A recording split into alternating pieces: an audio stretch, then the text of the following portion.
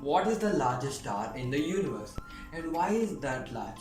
And you might be wondering, what are stars anyway? Things that would like to be stars.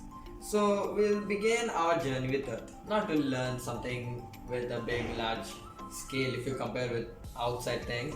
And you might be, I'll show you a bigger one, like for example Jupiter, the largest planet in the solar system, which have gases like if you compare with stars, hydrogen and helium. It's about 11 times as massive as the Earth, and it's about 318 times heavier, and it has up to 2.5 times the mass of the entire solar system. But you might be thinking Jupiter is the largest? No, not at all. There's another one called, you guessed it right, it's the brown dwarf. Well, they might look massive, but they're failed stars, you know. They have the mass up to 13 to 90 times the mass of Jupiter. So if you throw 90 Jupiters against each other, it might look fun to watch, but sadly it won't be enough to make a star. But interestingly, brown dwarfs, they are so large, but the inside core is extremely dense. This helps core fuse hydrogen into helium, where this is known as the deuterium fusion. Hydrogen mixes and it releases tremendous amounts of energy. So you might be thinking, is brown dwarf the biggest at least? Not at all. It's one of the smallest in the universe. So now we'll come to another sequence of stars, which is known as main sequence stars. Like examples like our sun. Brown dwarfs, as I said, the cores inside, it is so dense that anything, like literally almost anything in the planet Earth, if you try bringing, it will literally get crushed. And they have much more gravity if you compare with our planet. And now we'll come to main sequence star. They are quite bright, much brighter. Like for example, our sun.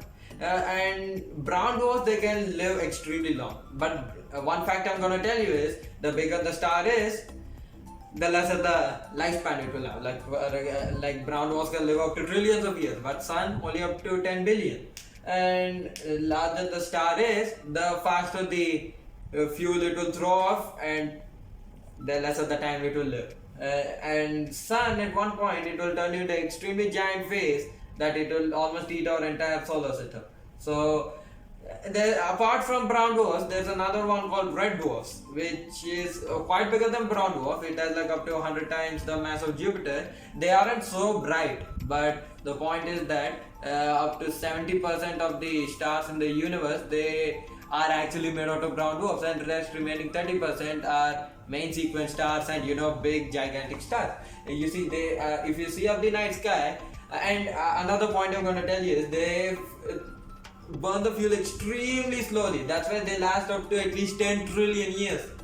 Like for example, our sun, it can last only up to 10 billion, and the nearest red dwarf is a Barnard star, but it's quite very dim to see at night time. So we'll make another video about red dwarfs if you want to see. So yeah, as I said, we'll come to main sequence stars now. For example, our sun, it has a mass of 99% of our solar system. It's about 7 times larger than the Barnard star, which is the nearest red dwarf, as I mentioned before, and it is about 300 times brighter than the Barnard star, and it's quite massive. It can fit up to 1 million Earths. And you might think sun is the biggest? Nah, not at all. So there's another sequence of stars which I'm going to show you. With the largest? Not at all. There's another star which is very easy to be seen in the night sky. It is known as Sirius A. It has another partner named Sirius B, which is quite small, and it is almost as twice, 1.7 times larger than the sun, and it's about 25 times brighter. But its surface temperature is an incredible 10,000 degrees Celsius, where it burns its fuel faster, so which makes a big difference in their lifespans. Like sun lasts up to 10 billion years, this one up to 2.5 billion years. And another star bigger than Sirius A is a star named B Centauri. It is it's a blue giant where they glow extremely bright, like up to 10,000 or 20,000 times brighter than the sun, and they are almost 10-20 times as massive, which makes them live they have a very short lifespan. They almost cover the entire galaxy of the Milky Way, and they have masses up to 20-25 times the mass of the sun.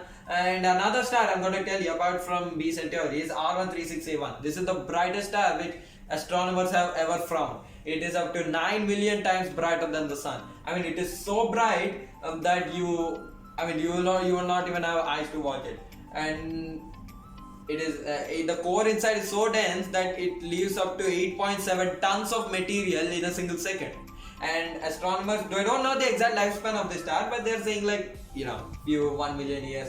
Then after that, this likely may seem that because it is so bright and so huge, it may last like around 10 million years and eventually explode. And it leaves a lot of material. And there are, these blue giant stars, they have extremely large surface areas. I mean, they are not the largest in the universe by far. There are even bigger stars, which I'm going to explain you next.